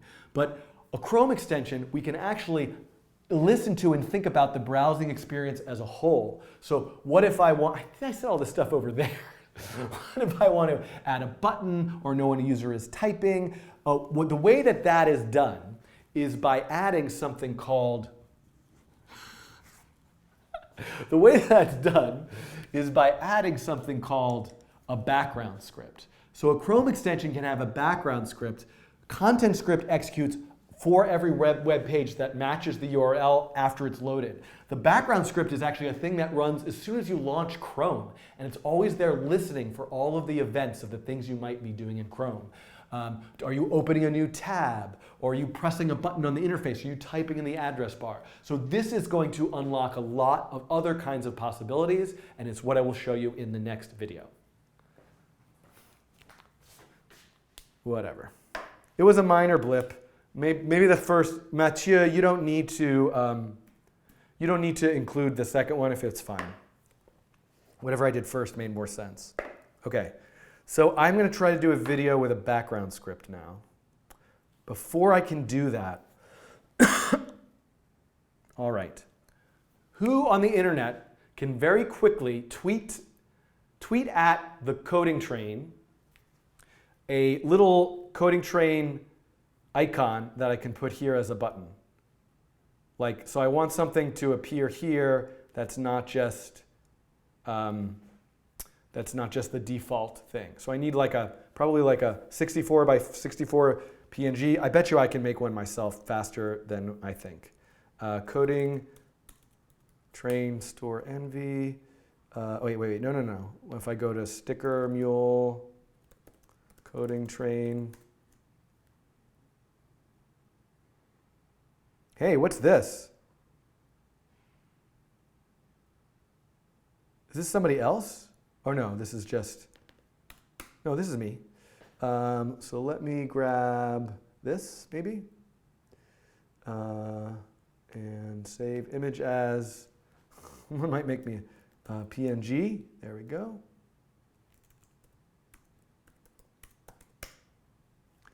And let me open this up. Great, this should be fine. This should work. Okay, so actually, never mind. Never mind. I think I got one. So I just don't remember how. Okay, browser action. I think. Okay, great. Okay. So what I'm going to do now is I'm going to delete this one. Simon had a good suggestion, which is to number this stuff, which I think is always helpful. Starting with 0, sure. 01. And this actually should just be content script. It's not really basics. And then 2 is going to be background script. Can I do this in time?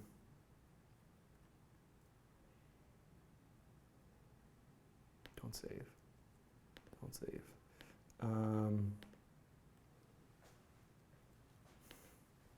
Boy, I love this new ES6 loop. I'm going to be using that a lot. Okay. So I just want to change this back to all URLs. And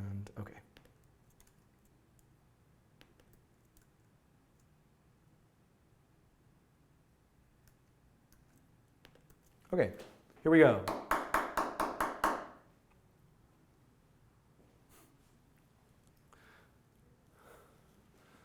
All right, I'm back for a second Chrome extension video, and I'm going to pick up right where I left off, which is I want to add something called a background script. Now, the truth of the matter is a background script can do a lot of things. It's the content script, I'm saying what I just said at the end of the last video, but to repeat myself, the content script is code that executes after a web page loads that you can affect and manipulate and work with the actual content of the web page itself. A background script is a script that loads when you launch Chrome, and it's listening for events associated with the activity of using the Chrome browser as a piece of software itself. So one of the things I can do in a background script is I can listen for things called a browser action. There's also page action. There's all sorts of kinds of events. But a browser action is actually a way of listening for example, I can add a button to the menu bar with my own design, and I can listen in the background script, which I'm going to call background.js. I can listen for when the user has clicked that button, and then I can make something happen potentially on the web page, or I could make something happen within Chrome, like close all the tabs or something like that. Lots of things are possible. So what I want to do in this video is show you, instead of having the previous video, I made a content script that runs immediately when you load the page. Instead, what I'm going to do now is have a background script that has a button, and when you press the button, it causes the content script to run. So it doesn't run immediately, but only when you press the button. All right? So let's see if we can make that happen. So the first thing I need to do is tell manifest.json about the background script. Okay, tell manifest.json. So I think I need comma background. Can I have more than one background script? I think I actually just say background. Right? Somebody will correct me. And then, is that an array? It's an array. No, it's you can't. So unlike content scripts, I think you can have multiple content scripts. A background script is one background script. You can't have multiple background scripts per extension. You have multiple JavaScript files associated with a background script, but just one. So this is just an object with the JS property, and I'm going to call that background.js. Okay, I think this is good. So now I need to create that JavaScript file, background.js, and I'm just going to put console.log background running, just to have something in there. Okay, so I have this background script. Now, oh, this should be an array. Same problem I forgot before, content.js, this should be an array. So let's not make that mistake again. And now what I'm going to do, coding train extension, I'm just going to call this coding train extension 2. So now I'm going to load that unpacked extension, background script. It's in this folder. There we go. I didn't get any errors. Google Chrome cannot prevent extensions from recording your browsing history. So, I clicked allow incognito by accident. Okay, so now this is running. All right, this is very exciting. Let's go back to this page and hit refresh. Content script ran. Oh, Chrome extension go. Oh, but where does it say? Oh, I totally console logged background running. How come I don't see background running here? So here's the thing. Oh, shoot.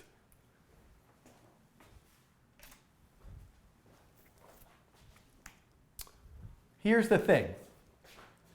The content script is a thing that executes inside of the actual web page, and so the debug stuff is available in the JavaScript console. The background script is running as part of the browser as a whole. It does not talk to the JavaScript console associated with a given page.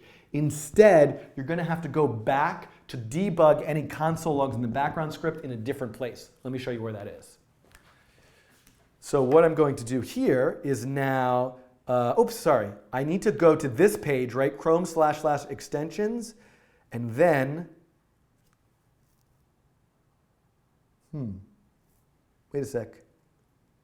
Interestingly enough, maybe because I don't have any, so hold on a second. Weirdly, usually I see then like inspect views, background page. Maybe I don't actually have the right, time out for a second. Anybody see anything wrong here? Background, JS, background, JS.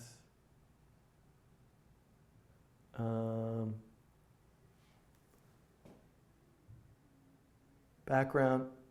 Oh, it's scripts. Okay, thank you.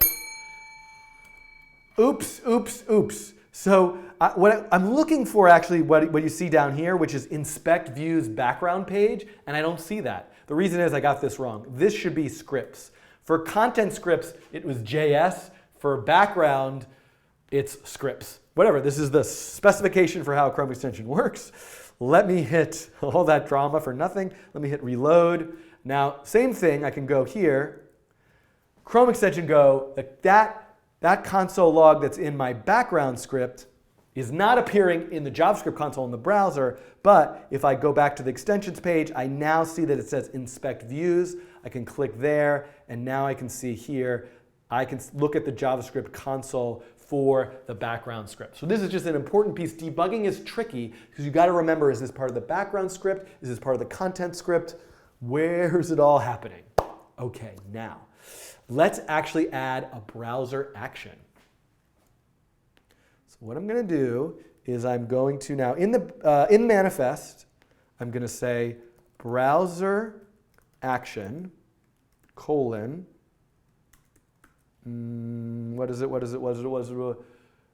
browser action, I think that's, default icon maybe, default icon, and then I'm going to give it my codingtraining.png. So one thing I can reference, by the way, what I'm not showing is you can have assets and different media things associated with like a content script, and you can add that in. We'll get to that, I guess, at some point with future examples. But right now I want to have a browser action, and I want the browser action to be associated with a button, and I need a PNG for that button. So did I already put this? Sorry, I have to navigate to this. Right, so I have this PNG file that I'm going to put in now into there. So you can see here now I have manifest.json, background.js, content.js, and I have this PNG file. So now, if I reload the Chrome extension again, we can see, look at that.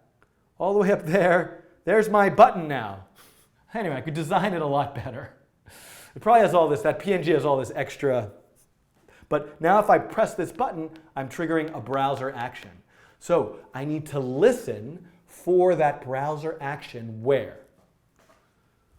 Does the content script listen for the browser action? No, the content script is sandboxed. It's walled in. It only knows what's happening here. So I need the background script to listen for when I click the button. So let's add a bit of code for that. So if I go to the background script, what I add to that is I think it's chrome.browser.action.mount-clicked, on-clicked. I have it written up there. Add listener button, button. I'll just call this button clicked. And then I can write a function, the callback function. So let me give you some more room so you can see this. Let me make this a little smaller. Okay, and then I can write this function. Oops.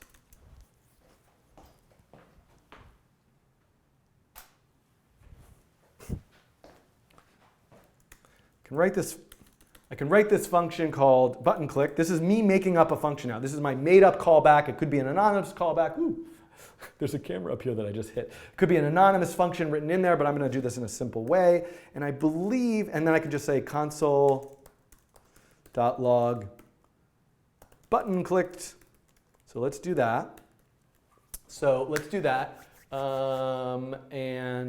there is actually a thing that I'm forgetting here, which is that, well, let me just add this first. So if I go reload the extension, and then I go inspect views, I'm going to put this over here, and I'm going to click the button now. Button clicked. So you can see above my head here, that message is coming out when I click the button. So I now have a function that's listening no matter where I am. But what if I want to know, like, oh, when I click the button, what's the current tab that's open? And actually, this callback gets an argument which has information about the tab. So I'm going to actually just console log the tab object so we can see. I'm going to reload, and I'm going to click the button. And now we can see, look at this. So there's all sorts of information that I can now get about the particular tab that I'm on. So you really have in the Chrome extension, in the background script, which is making use, by the way, this is part of the Chrome API, right? Chrome.browser, that's not just like available JavaScript code wherever you are, but by default, at some point I need to come back and look at the Chrome API reference, but this is where I can do things like listen to events. Okay, now, what I need to do is tell the content script about it, but the content script is stuck inside of its wall. It can't reach out and know about this, except for the fact that there is and this doesn't really go in this list. I guess if there's other like sort of concepts or APIs, Chrome API. So there is, we saw there's like a Chrome.browser action. That's one thing we just saw. There's another thing, which is, hold on.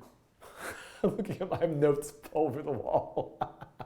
Somehow I thought this would be very like, I've never done this before because what is it? Yeah, tabs and, oh, right, whatever. Okay, the other thing that I want to look at here is the messaging. So there's a messaging API. There's a way that I can send a message from the background script, which really should go here. There's a way I can send a message from the background script to the content script and vice versa. So that's what I need to do. Let's look at how we can do that. So, So what I'm going to do inside button clicked, I'm going to say Chrome.tabs send message. So this is from the Chrome extension API. The Chrome object, there's an object called tabs. So I could send a message, I think, to all tabs, actually. But what I want to do is just send a message to the particular tab that I'm on. So I'm going to say something like this, tab.id, right? And we can see that where I debug that here, ID 95. Each tab has an ID number. And then I can say, I want to send a message like, hello. So I can actually send this message. It's going to go to that content script. But it's probably what I want to do is send the message as an object. So text hello. I mean, this is silly. So because you can send a lot of information. You could imagine there might be a lot of information going on that you could send here. So let me show you this. So I am going to now send this message. So once I have this code that's sending the message, I need to receive that message. And where I receive the message is in the content script. So I now need Chrome.messageReceiver. What is it? I have no idea. I have it somewhere on the wall where I taped up a lot of this code. Runtime. So there's an event, there's a Chrome runtime on message. This is a particular kind of event, and I need to have a listener. Add listener, and then I need a callback. So I can say like got message. So I can now write a function called got message, and it receives what? It receives a lot of things. It's kind of like, it's similar to a get or post request. There's three arguments that go here. There's the request, there's the sender, and then there's the send response. This is kind of boilerplate-y. And then, so where do I get that message? So in the background script, this JavaScript object, let message, right? This message going, this stuff going in there is in this request variable. Now I'm pulling this from an example, so I might actually call this like the message. So I could say console.log message.txt. So let's just see if the message comes through. Let's see if the message comes through. So I'm going to reload. I'm going to reload the Chrome extension. I'm going to go to this page. Chrome extension go. I'm going to click the button. Hello, hello, hello, hello, hello. Yes! I got a message from the background script to the content script, which means I could say something like if message.text equals hello, then only do this stuff then. If I get a certain message, now run this code that alters the page. So here we go. I am going to, I have to reload the extension. I'm going to refresh the page. Now notice the content script has not executed. All of the paragraphs are as they were. Now I'm going to press this button, and now they're all purple. So I could immediately make it that every time I press the button, it picks a new random color. It just replaces all the text with something. It reaches out to an API and goes and gets the definition of every word on the page on WordNick and then makes those like pop-ups all over the page. There's so many things I can do. This is the basic idea. There's too many videos about Chrome extensions I want to make because we've barely scratched the surface here. But at least now we've seen manifest.json is the overall configuration of the Chrome extension. What is it allowed to do, and when is it allowed to do it? The content script is JavaScript code that lives within the actual content of any given web page that you happen to be on. And the background script is code that runs as soon as Chrome is launched that can listen for various events and do a variety of other things to affect how the browser as a whole behaves. So what we've seen in this example, which is really, again, just scratching the surface, is through there's different actions. What we see now is a browser action. Ooh, the door is opening. Hello? Nope. Wait. Sorry. Yeah? Oh my God, Wrong room, yes. That's okay. Wrong room. Lost my train of thought. What time is it? Ooh, I really got to get going.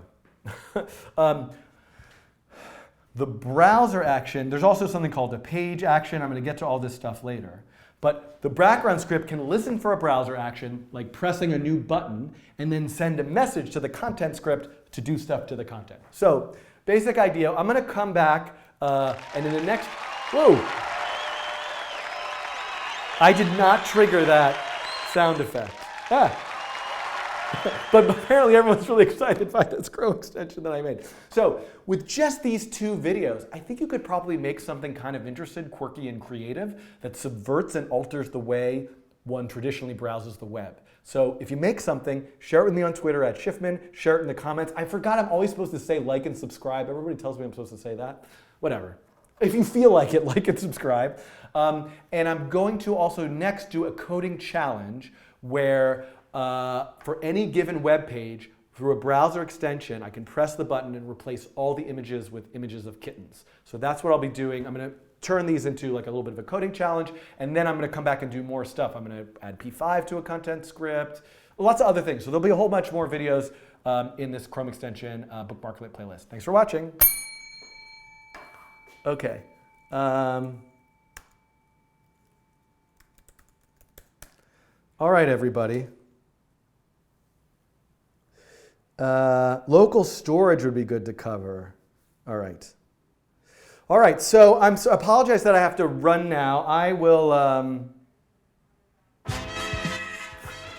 Thanks for watching The Coding Train. This has been The Coding Train with me, Dan Schiffman, who tried to be serious today and not too crazy because I got a lot of comments that you're too crazy, I can't take it, you're too manic. But hopefully you learned something interesting today about Chrome extensions. And I would like to come back and do this coding challenge. I have a very busy day and afternoon. This is my peak time of the year.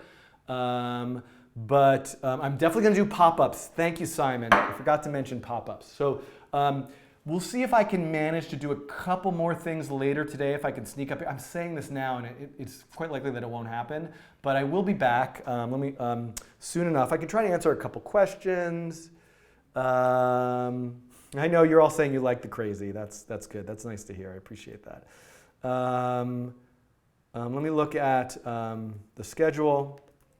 Let me look at what I've said just to get a sense. So this was today. Yeah, this is what I put for next week. I should add iTerm to that. So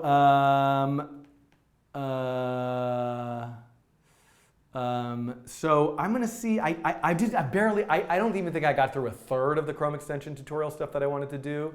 So we'll see if I can come back. But anyway, looks like next Friday I'm going to have a later time based on what my schedule is. So next Friday it'll be more like 3 or 4 p.m. Eastern time. Stay tuned to the schedule. If you live somewhere where 5 p.m. Eastern time is really late at night for you, please do not wait up.